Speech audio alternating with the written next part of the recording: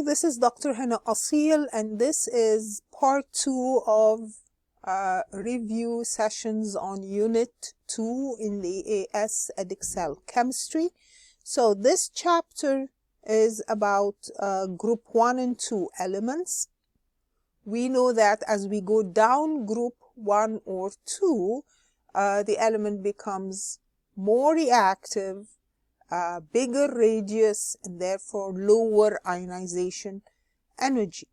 With respect to reactions, metals would react with oxygen to form the oxide. So when we burn any metal of group 1 or 2, it forms the oxide, and this oxide is usually a basic oxide which dissolves in water to give an alkaline solution. Now, when we burn magnesium, for example, we know that magnesium burns with a bright flame. There is no flame color, and it forms magnesium oxide, which is a white solid or a white ash. Now, reaction with water, the more reactive metals would react with cold water. So, for example, group 1 metals and barium and calcium of group 2, the ones at the bottom of group 2, which are more reactive, would react with cold water. And when these metals react with cold water, they form the hydroxide plus hydrogen gas. So they give bubbles of hydrogen gas and they form an alkaline solution. Now, a less reactive metal like magnesium would react very slowly with cold water, but with steam, it reacts quickly to form the oxide. So remember, reactive metals react with cold water to form the hydroxide plus hydrogen.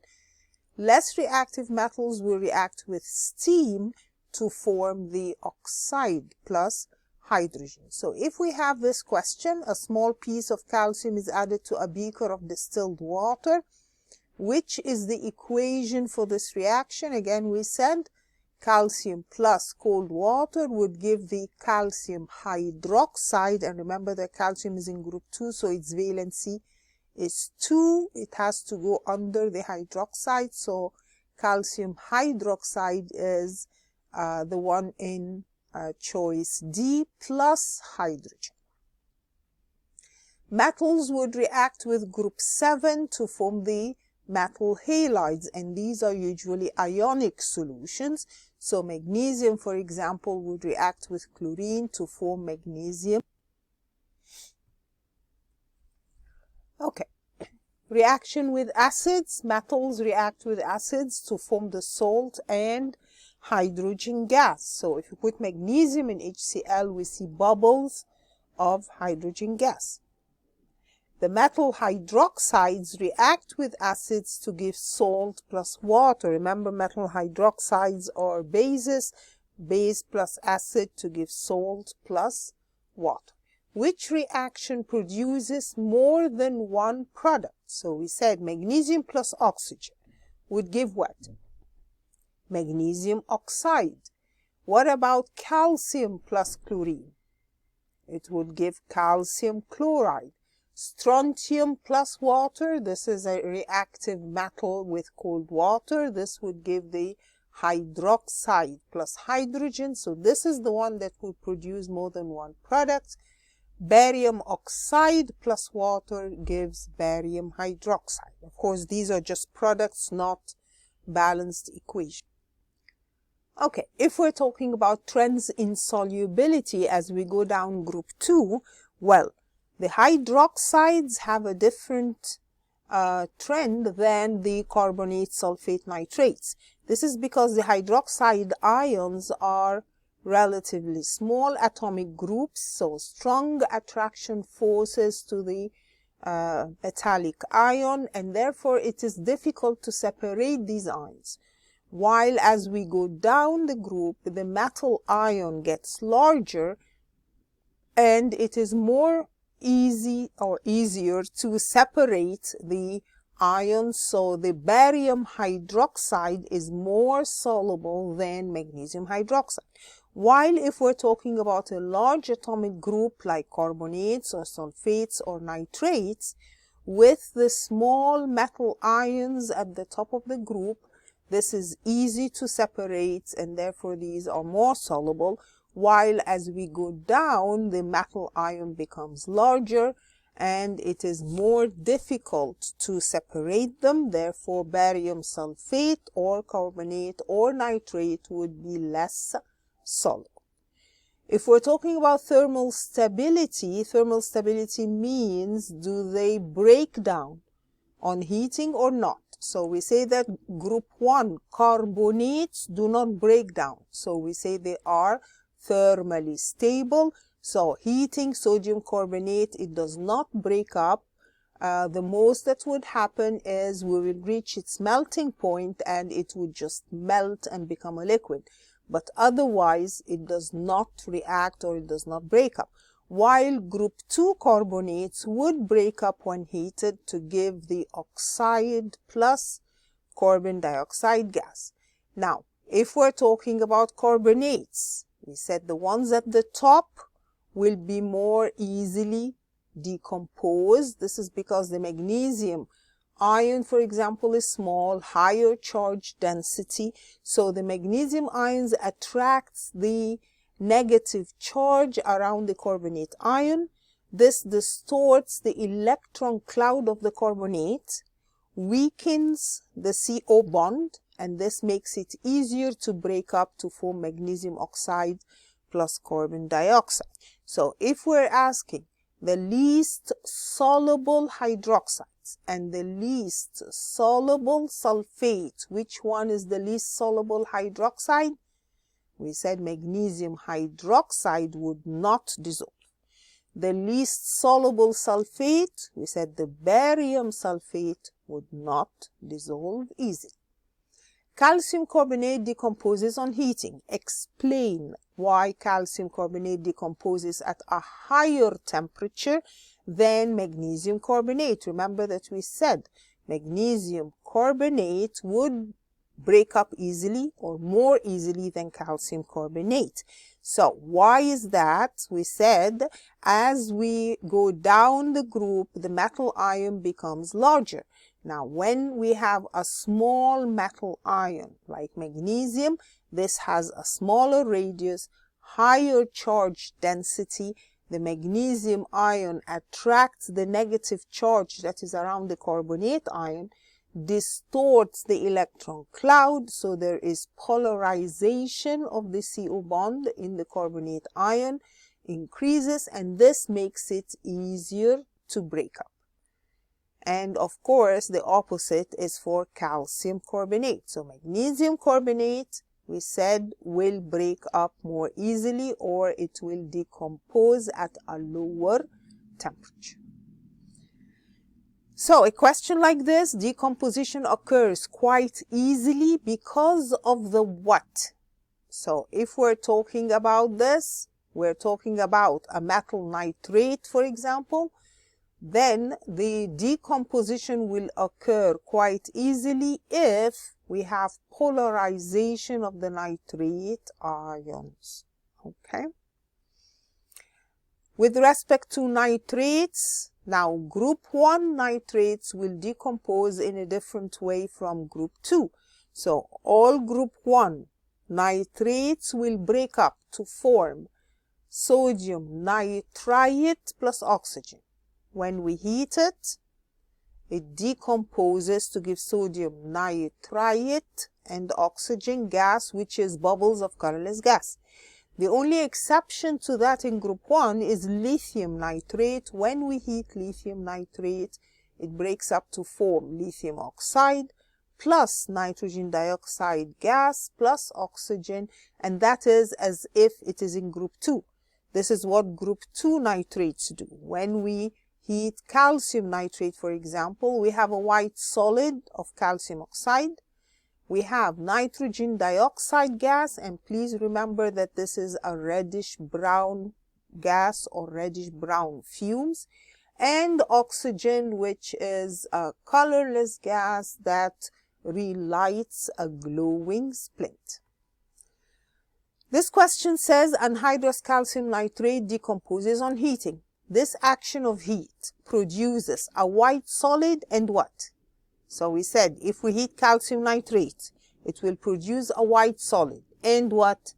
And we said it gives nitrogen dioxide gas, which is reddish brown, and oxygen gas, which relights a glowing splint.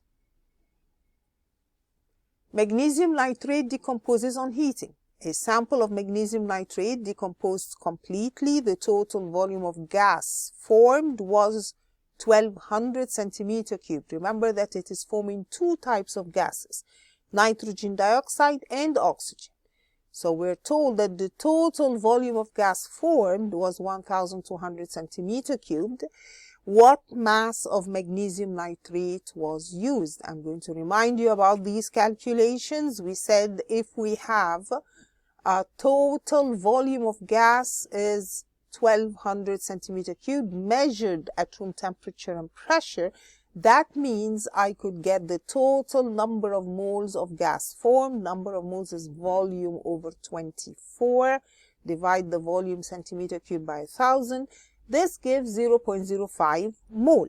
And then we look at the equation. The equation says 2 moles of magnesium nitrate gives a total of 5 moles of gas. Remember, we're saying total volume of gas. It will give 4 moles of NO2 and 1 mole of oxygen. So it gives a total of 5 moles of gas, and that means I can determine what is the number of moles of magnesium nitrate that gave 0.05 mole. That would be 0.02 mole. And then from the number of moles I can get mass, number of moles times MR. Which property decreases as group 2 is descended? So as we go down group 2, we're looking for a property that decreases. Does the atomic radius decrease as we go down? No, the atomic radius increases as we go down. So that's not our answer.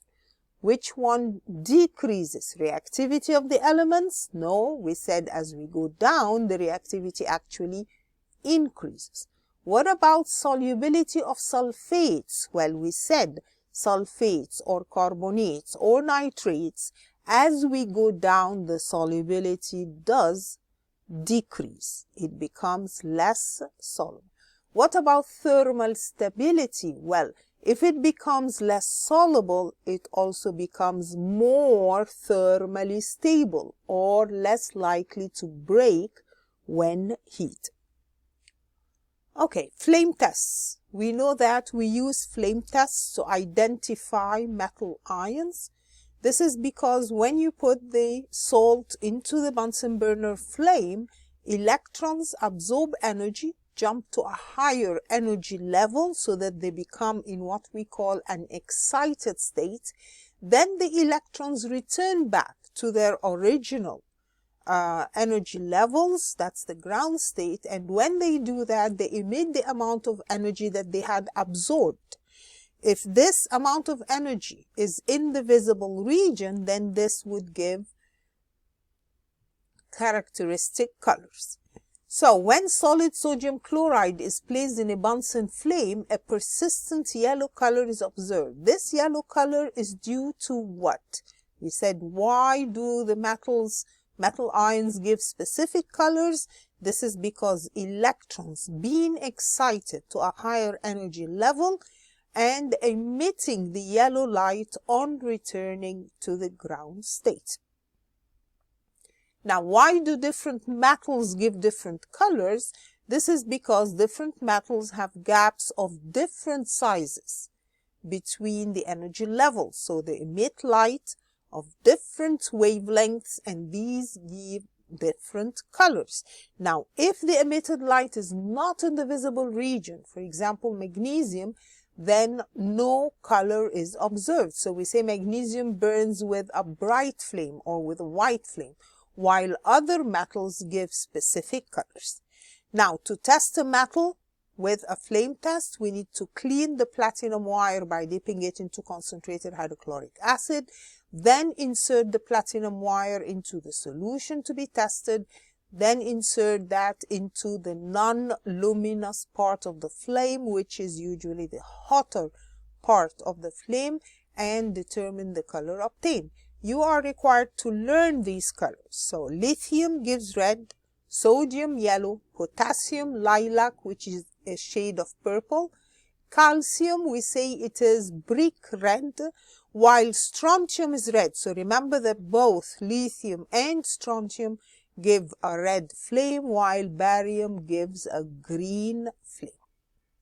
So a question could say compound Q produces a red color in a flame test. We said which ones give red color in a flame test. So this means we could have lithium or strontium. And then a white precipitate when potassium sulfate is added to the solution. Now, if we add potassium sulfate to something, if that product is not soluble, it will form a precipitate. But if it is soluble, it will form an aqueous solution. So if we were talking about lithium, lithium with potassium sulfate would give the lithium sulfate, and lithium sulfate dissolves.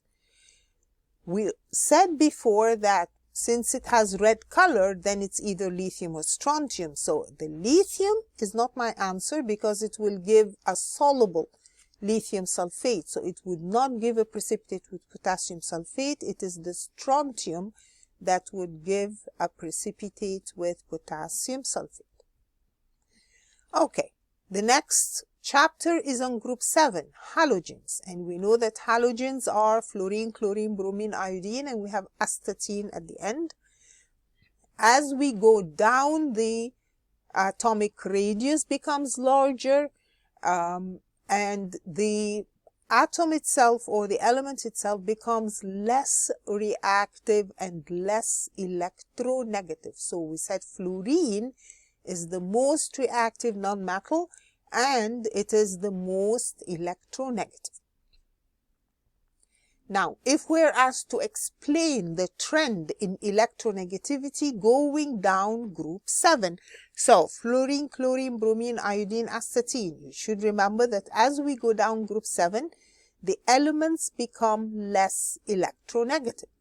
This is because the atomic radius increases due to the increase in number of shells, so there is less attraction between the nucleus and the bonding electrons. So remember that fluorine is more electronegative than the other elements in group 7. Which equation shows a redox reaction that would not be expected to occur based on the trend in reactivity? Remember that we said if a halogen is more reactive than another, then it would displace it from its salt. But if it is less reactive, it cannot displace it from its salt. So the question says, which one of these will not work? Remember, going down group 7, fluorine, chlorine, bromine, iodine, anything above is more reactive than the one below, so it will not be displaced by it. So if I say iodine plus something astatide, yes, that would work. Chlorine plus something bromide, that would work. Chlorine plus something iodine. But if I say astatine plus something fluoride, this would not react since fluorine is more reactive than astatine and cannot be displaced by it. Okay, so as we go down group 7, the molecules have higher boiling point, higher depth. And we said this is because the intermolecular forces between these molecules is weak London dispersion forces or van der Waals forces, and these are weak. And these are due to the repulsion between the electron clouds of the molecules. Now, as we go down the group, the molecules get bigger, more electrons, more repulsion between the electron clouds. So the van der Waals forces or London dispersion forces become stronger as we go down, and therefore iodine has a much higher boiling point than the ones above it. Appearance. You are required to know the color and state of each halogen. So fluorine, for example, you should know is a yellow gas. Chlorine is a green gas. Bromine is a reddish brown liquid. Iodine is a gray solid. But when I dissolve it in hydrocarbon solvents, like hexane, for example, it forms a purple solution. If I dissolve it in water, it forms a reddish brown or yellow solution. Astatine is a black solid. Two layers form when the nonpolar solvent cyclohexane is mixed with a dilute solution of aqueous iodine. So we have iodine dissolved in water first, and the density of that is 1 point something. And we're going to add cyclohexane, which has lower density. This is left to stand. First of all, we said if I have a water solution or an aqueous solution and a non-polar solvent like cyclohexane, they will form two layers. The cyclohexane does not dissolve in water. Which one will be the lower layer and which one will be the upper layer? Of course, the upper layer is the one that has lower density. So in this case, the cyclohexane will float on top of the water layer or the aqueous layer, and the iodine, when it dissolves in the cyclohexane, it forms a purple color. So the upper layer is purple, that's the iodine in cyclohexane, and the lower layer is yellow, and that is the iodine in aqueous solution. Iodine may be obtained by bubbling chlorine gas through potassium iodide. Remember, chlorine is more reactive than iodine, so if I react chlorine with potassium iodide, it would displace it. Now, when the reaction is complete, hexane is added. Again, two layers are formed. So state the color. So we said in the aqueous layer, the solution is yellow. Iodine in water is yellow. Iodine in hexane is purple. If we're talking about hydrogen halides, HF, HCl, HBr, HI, which one is more acidic? As we go down, it becomes more acidic, and the bond becomes weaker. So as we go down, the HI will break up more easily. It is less thermally stable, and that is why it is more acidic. It is more likely to give out its H+ ions. So HI is more acidic than HF or HCl, and it will break up more easily. Boiling points. What is the difference between HF, HCl, HBr, and HI? You will find that HF, because fluorine is a very electronegative element, then the HF form hydrogen bonding between the molecules. This is stronger than the just dipole-dipole interactions between the others. And as we go from HCl, HBr, HI, we said the molecule gets larger, more electrons, and therefore stronger van der Waals or London dispersion forces between them. So if we're comparing HCl, HBr, HI, the boiling point increases as we go down. But the HF has a much higher boiling point than all the others because it is the one that forms hydrogen bond. The graph shows the boiling temperatures of hydrogen halides. Explain the trend in the boiling temperature. So we said for the HF forms hydrogen bonds in addition to the weaker permanent dipole-dipole interactions and van der Waals forces. So it has higher boiling point than the other hydrogen halides. If we're comparing HCl, HBr, HI, then we have increasing boiling point due to permanent dipole-dipole interactions and van der Waals forces. These are the types of forces between them. But this increase due to increasing number of electrons in the molecule's electron cloud, so it needs more energy to be broken. If we're comparing the bonds between carbon and the halogens, as we go down the group, the bonds become weaker and more easily broken. So if we're comparing CCl, CBr, and Ci, the Ci will break more easily than the others.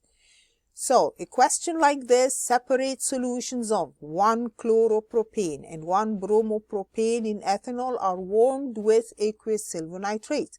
Why does the formation of a precipitate take longer with the 1 chloropropane? Remember we said as we go down, the bond gets weaker. So actually the CBr bond is weaker, more easily broken. So the one that says CCl bond is stronger, that's the correct answer.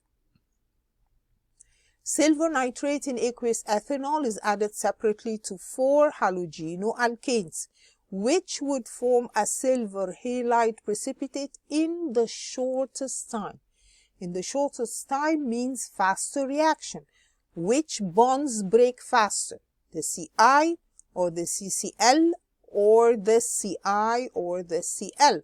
First of all, we said if we're going to break it up, we want to break the bond and form a carbocation. So the tertiary carbocation formed from this compound in A would be more stable, more easily formed than a primary. So C and D, if we break them off, they form a primary carbocation that's not stable.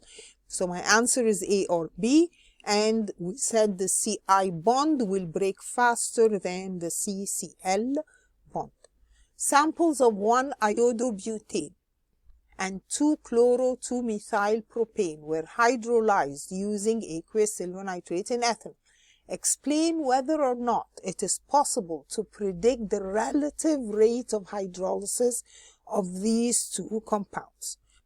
So what are we comparing? We're comparing 1 iodobutane and 2-chloro-2-methyl-propane. Of course, one difference is we're breaking in one case a Ci bond, in the other case a CCl bond.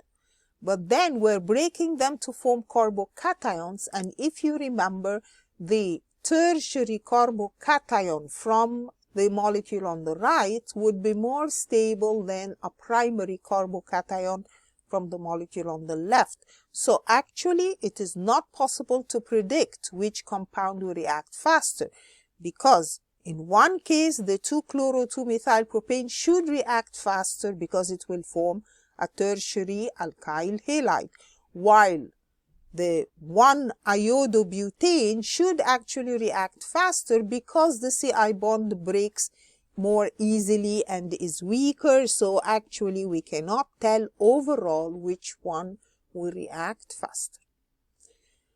Compare the rate of reaction of ammonia with 1 chlorobutane and with 2-bromo-2-methylpropane. So I have 1 chlorobutane, 2-bromo-2-methylpropane. Again, the rate of the reaction with 1 chlorobutane will be slower because the CCl bond has higher bond enthalpy, so more difficult to break than the CBr. But then the 1 chlorobutane is a primary halogenoalkane, while the 2-bromo-2-methylpropane is a tertiary, so this should react faster. Okay, you should realize that when we react these halides with silver nitrate, we get precipitates. So if I have a chloride, it gives a white precipitate. Bromide, it gives a cream precipitate. Iodide gives a yellow precipitate. And we said, actually, these colors are very near to each other and difficult to identify. So we use an additional test to decide whether they are due to chloride or bromide or iodide. So when we add silver nitrate, we get a precipitate. Now, if it dissolves in dilute aqueous ammonia, then that's chloride. If it doesn't, it could be bromide or iodide. So I add concentrated aqueous ammonia. If the precipitate dissolves in concentrated aqueous ammonia, then it was due to bromide. If it doesn't dissolve in dilute or concentrated ammonia, then it was due to iodide. Okay, let's take a look at this question. It was interesting. It says mixtures of halide salts are found in brine solutions extracted from oil and gas wells. Iodine, which is used as a dietary supplement, may be obtained from these mixtures. Now, we have a brine solution containing 2.49 grams of a mixture of potassium iodide and potassium chloride. So I'm starting with a mixture of potassium iodide and potassium chloride. Then we're going to add excess silver nitrate. Now you should remember that when we add silver nitrate to something that has chloride or iodide, it forms a precipitate with both. So we added excess to form precipitate with all the iodide and the chloride. But then we added excess aqueous ammonia. Now, aqueous ammonia would dissolve which of the precipitates? We said the aqueous ammonia would dissolve the precipitate from the chloride, but not the one from iodide. So now I have removed the chloride and I'm left with only the silver iodide precipitate formed. The mixture was filtered, solid was washed, dried and weighed, and the mass of the dried solid was this. State the color of the solid in step 3. Now, what is the color of the precipitate from the iodide? You should know that the one from iodide is a yellow precipitate. Then it says, calculate the percentage by mass of potassium iodide in the mixture. What did they say? They said we started with 2.49 grams of the mixture. And then we did all of this, and in the end I got a mass of the solid, which now I know is silver iodide. This was 0.162 grams. Now we're trying to get the mass of potassium iodide originally in that mixture at the top. So what do we start with? Well, we have the mass of the silver iodide, so I can get number of moles of silver iodide. That is the mass over the molecular mass, the 0.162 over the MR of silver iodide. This gives a certain number of moles. So now I have the number of moles of silver iodide, then I can get the mass of the potassium iodide. Remember that the number of moles of silver iodide would be the same as the number of moles of potassium iodide. Then I can get the mass, that is the number of moles times the MR of potassium iodide, and that means I had 0.1145 grams of potassium iodide. The percentage in the total mixture comes out to 4.6%. Okay, halides with concentrated sulfuric acid. Remember we said chlorides, bromides, iodides, they react differently when reacted with concentrated sulfuric acid.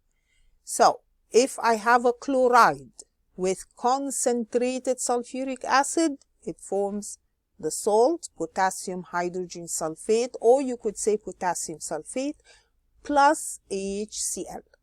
So, the HCl is in form of white fumes. Now, the HCl is not a very strong reducing agent, so it will not go on and react with the sulfuric acid. So this is the end of the reaction. With a chloride, all we form is the salt plus the HCl. But now, when a bromide reacts with concentrated sulfuric acid, first it forms HBr. But then HBr is a strong reducing agent, so it would go on and react again with the sulfuric acid to form sulfur dioxide and bromine. What if we have an iodide? We said the iodide again will react with the concentrated sulfuric acid to form salt plus HI.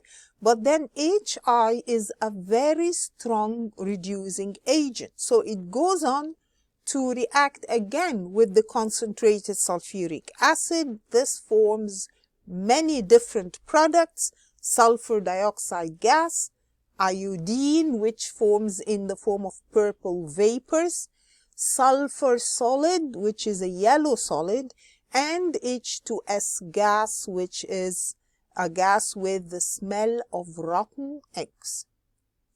When sodium bromide reacts with the concentrated sulfuric acid, sodium hydrogen sulfate is always formed. What other products are formed in this reaction? So we're talking about the bromide. Remember again, we said chloride forms only HCl. The bromide will form the HBr, and then the HBr will go on and form sulfur dioxide and bromine. So while the iodide, we said, forms sulfur dioxide, iodine vapors, yellow solid of sulfur, and H2S gas. So which one are we talking about? Bromide. The bromide will form bromine, hydrogen bromide, and sulfur dioxide only. Hydrogen bromide and hydrogen iodide reduce sulfuric acid. Identify by name or formula the compound, please note we're asking for compounds, not elements, produced containing sulfur with its lowest oxidation number. So if I'm reacting hydrogen bromide, we said HBr with sulfuric acid would form sulfur dioxide and bromine. Which of these is a compound with the lowest oxidation number of sulfur? So that is the sulfur dioxide. What about HI? We said the HI will react with the sulfuric acid to form sulfur dioxide and iodine, but then it could also form H2S and iodine, so it forms hydrogen sulfide. In that case, the sulfur, remember, in that case, the sulfur will have an oxidation number of -2. So this is the one with the sulfur with the lowest oxidation number.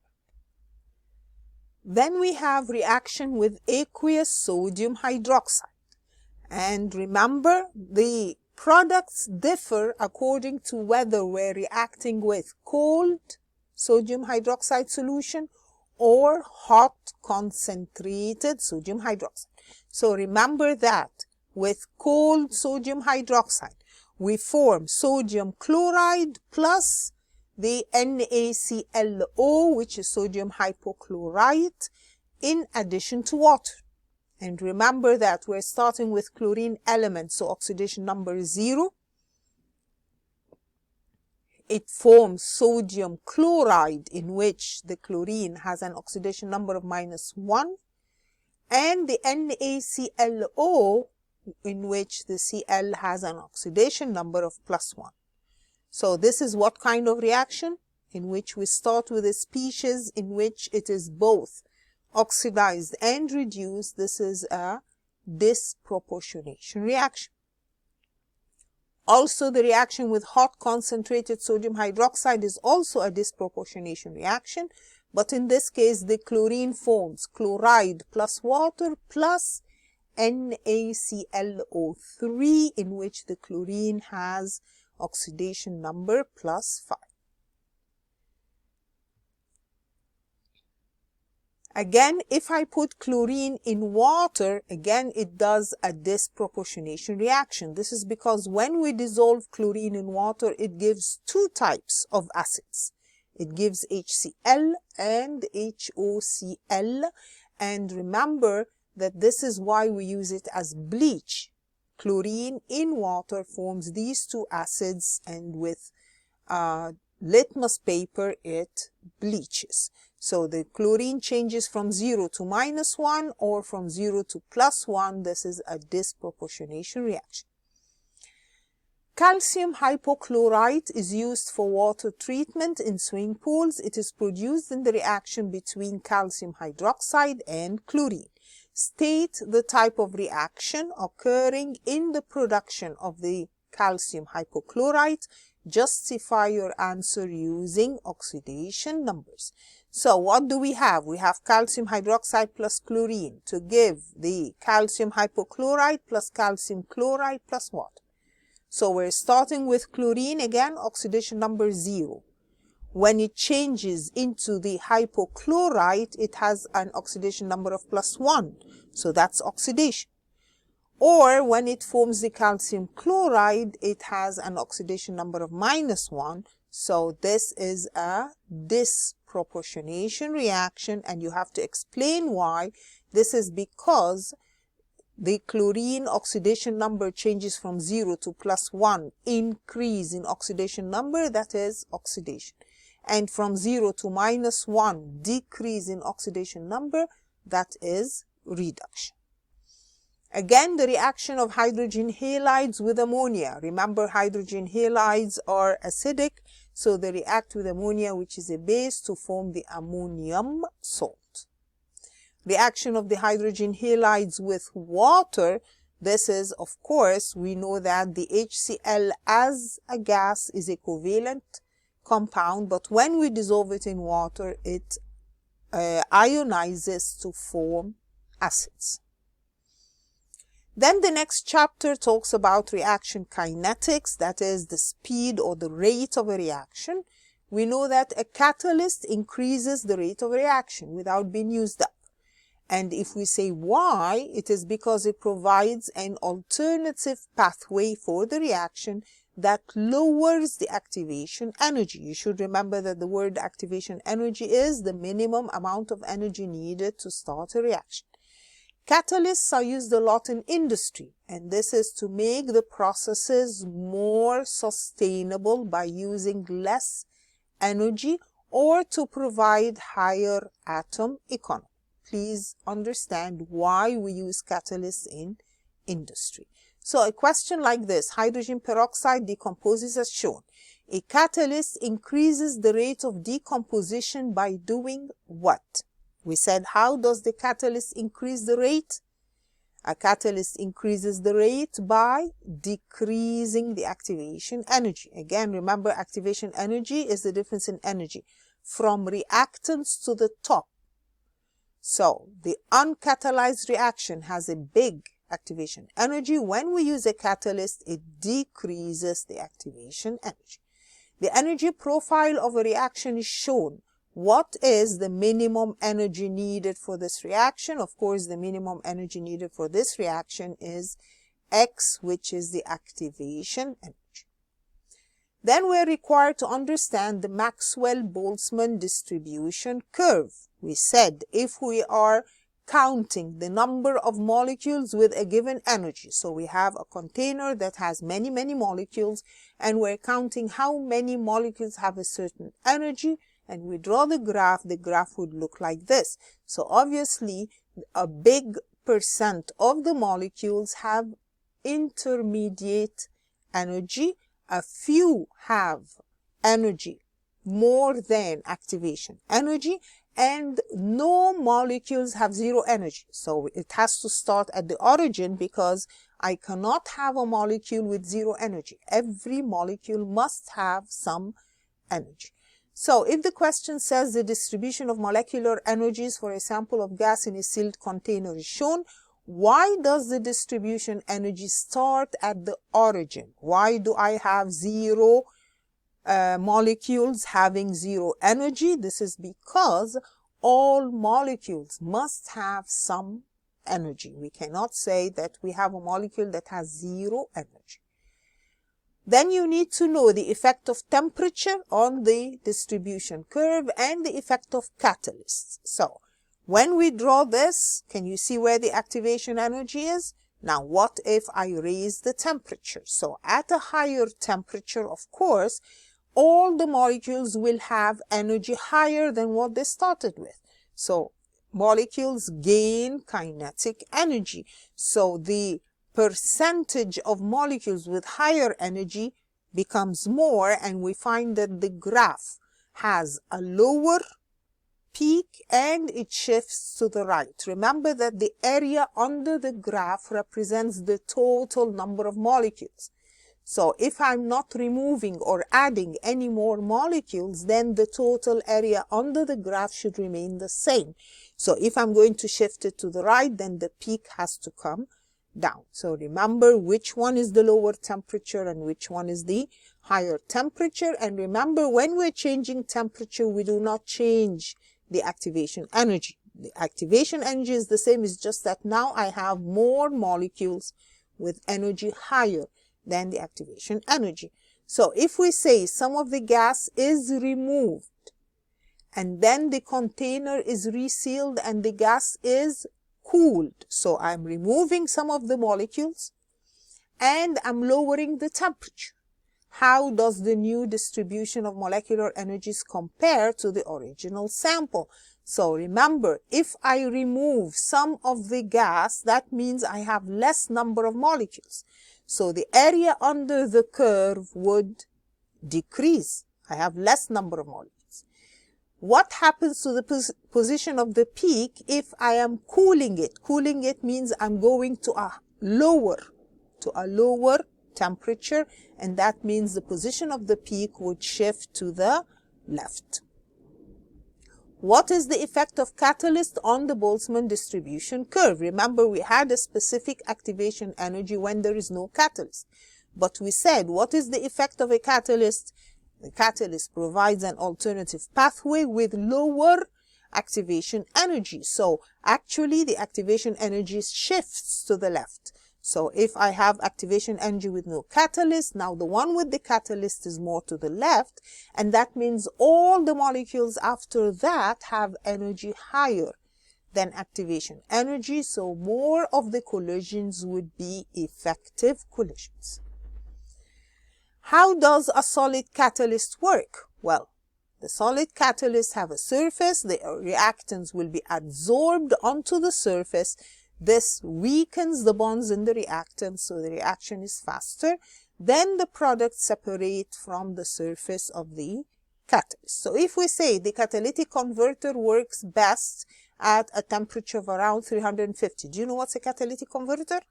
It's what is placed on the car exhaust in order to prevent harmful gases from going out. So that's a catalyst to cause the harmful gases to react together to form safer gases. Now, the question says the catalytic converter works best at a temperature of 350. So just how the catalytic converter reaches this temperature, where does it get this temperature, or why does it become hot? This is because the gases coming from the engine are hot. So the hot gases from the engine warm up the catalytic converter. Now, catalysts such as phosphoric acid are bonded to a support material that contains lots of pores. So I want to use phosphoric acid, but I bond it onto a support material, suggests the advantage of using support materials containing lots of pores. Of course, this provides larger surface area for faster reaction. Now, if we have a question like this, it says hydrogen peroxide decomposes in presence of a catalyst. The volume of gas formed is measured at regular time intervals, and we get this graph. Now, the question is, what is the rate at point X? To get the rate of formation of oxygen at any point on the graph, what we do is, since this graph is a curve, then I have to draw a tangent to the curve. Please remember, if I have a graph, it's a curve, and I want to get the rate from that curve, then I have to draw a tangent and then get the gradient of the tangent. Of course, the gradient of the tangent is the difference in the y-axis over the difference in the x-axis. This comes out to be about 1.3 centimeter cube per minute. Calculate the initial rate of a reaction. Again, it gives me a curve. This is another question. It gives me a curve and it says calculate the initial rate. Initial rate means the rate at time 0 or at the beginning of the reaction. Again, this is a curve, so I have to draw a tangent, get the gradient of the tangent, that is the difference in the y over the difference in the x, to get the rate of the reaction. The student repeats the experiment but uses hydrochloric acid with a concentration of 0.25. Well, the original concentration that the experiment was using was 0.5 mole per decimeter cubed HCl. Now I'm going to use half concentration, state what would happen to the rate and the final volume of carbon dioxide. So remember that if I use half the concentration, then the rate would decrease by half. And also the volume of gas produced would be half of what we got with the original concentration. So instead of getting that amount of carbon dioxide gas, which is about 90 centimeter cubed, I'm going to get half of it. So this would be the new graph. Chemical equilibrium. We talked about reversible reactions, the reactions that go both forward and backward without going to completion. And we said the Haber process, nitrogen plus hydrogen to give ammonia, is an example of a reversible reaction. And we said the reaction keeps going forward and backward until we reach a state of dynamic equilibrium. Rate of forward reaction equals rate of backward reaction, and the concentrations of reactants and products remain constant. That is a state of equilibrium. So for example, if I have this reaction, NO2 gas is reddish brown. Now if I leave it in a container, some of it will break up to form N2O4. Actually it will dimerize to form N2O4, which is a colorless gas.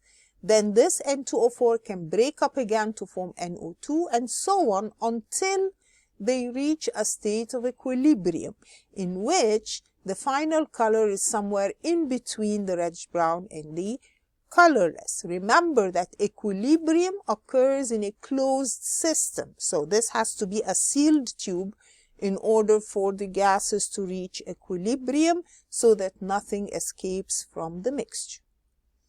And then we should know the effect of changing each factor on the point of equilibrium and the yield of my product. So for example, for this reaction, what happens if I increase the pressure? You should know that increasing the pressure in any reversible reaction goes to the side that gives less number of molecules. So if I increase the pressure in this reaction, it would go forward to give 2 moles of ammonia instead of going back and giving 4. So this will shift the point of equilibrium to the right. So if I have a question like this, ethanol can be manufactured by reacting ethene with steam. This reaction is usually carried out in industry at 300 degrees Celsius, 70-80 M, using a catalyst. Explain the effect on the equilibrium position and yield of ethanol if the reaction is carried out at the same temperature but at a higher pressure. So we're going to increase pressure. And we said increasing pressure, the point of equilibrium shifts to the side that has less molecules. So in this case, it would go forward. So increasing the pressure will shift the equilibrium to the right to give less number of molecules. And that means it will give more ethanol. And that means the yield of ethanol would increase. Nitrogen dioxide and dinitrogen tetroxide exist in equilibrium. When an equilibrium is set up in a gas syringe, the mixture is pale brown. Pale brown means it is almost colorless. Now, when the mixture is compressed, the color becomes what? Now, when compressed means I'm going to bring the molecules nearer to each other.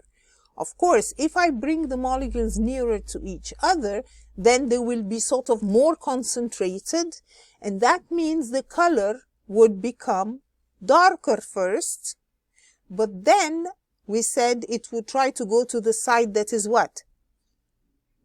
Less number of moles, so actually it would go forward, so after that it becomes lighter. So remember that when you press the molecules immediately, the color becomes darker because the molecules are closer to each other. So it's as if it has become a more concentrated mixture. And then it will try to go to equilibrium. And that means in this case, it will go to the side with less number of moles, which is forward. And forward will form a colorless gas. Okay, then let's look at this question. It gives the Haber process and it says the conditions for this reaction are a temperature of 700 K, pressure of 100 to 200 atm, and an iron catalyst. Give one advantage and one disadvantage of using a high pressure to 200 compared to 100. Now, the higher pressure, what would be its advantage? Remember we said if we use higher pressure, the reaction will go to the side that gives less number of moles. So in this case, the higher pressure shifts the equilibrium to the right or forward to give less number of moles. So this gives a higher yield of ammonia. So that's the advantage. What is the disadvantage of using a high pressure? Remember, high pressure requires special equipment, so it is more expensive. Effect of temperature. What happens if I increase the temperature on a reversible reaction? The point of equilibrium will go to the side that is endothermic.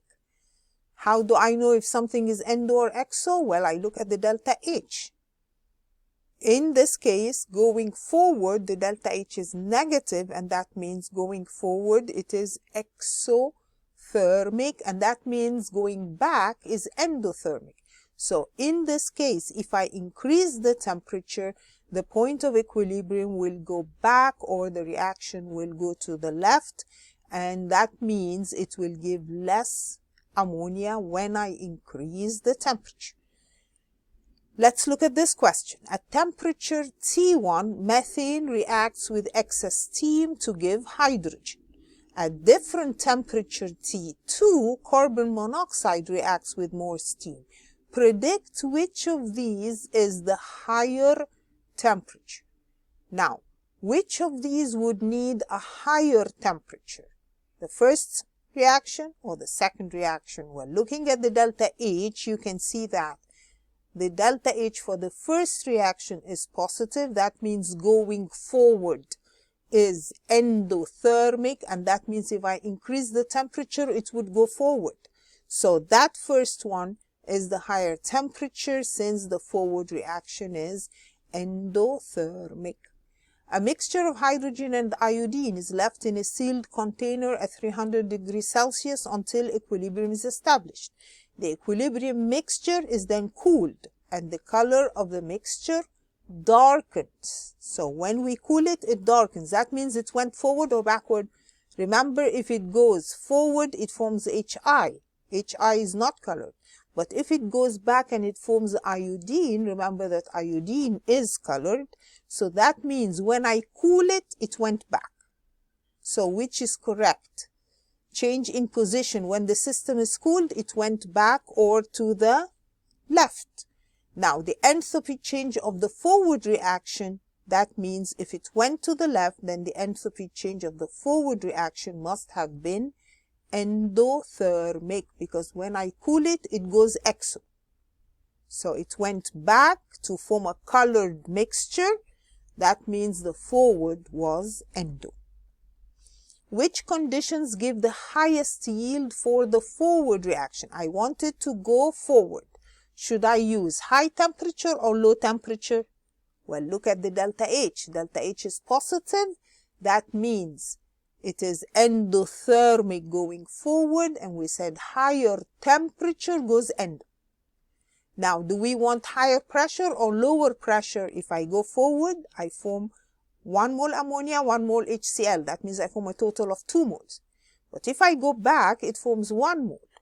So if I want to go forward, that means I wanted to give more moles. More moles means lower pressure. Lower pressure goes to the side with more moles, because we said high pressure goes to the side with less moles. Effect of catalyst. Remember, the catalyst would speed up both forward and backward reaction, so it has no effect on point of equilibrium. So if I use a catalyst, it's just faster. It reaches equilibrium faster, but it does not go forward or backward, and it does not give more ammonia or less ammonia. So in this reaction, suggest why the use of the catalyst makes it more sustainable. So why do we use a catalyst then? Because if we use a catalyst, then I can use lower temperature, so less fuel is needed. That's why we use a catalyst. Adding more reactants or removing products will force the reaction to go forward. So if I add more nitrogen, more hydrogen, or if I remove the ammonia as it is being formed, the reaction will go more to the right, or it will go forward. Okay, so let's take a look at this reaction. Its delta H is positive. That means the forward is endo. So if I increase pressure, what happens? We said increasing the pressure goes to the side with less number of moles. So in this case, it would go forward. What if I increase the temperature? Again, it would go forward because the forward is endothermic. Okay, so we're going to stop here for this part, and in part 3, we're going to be talking about organic chemistry and infrared spectroscopy. Thank you for listening.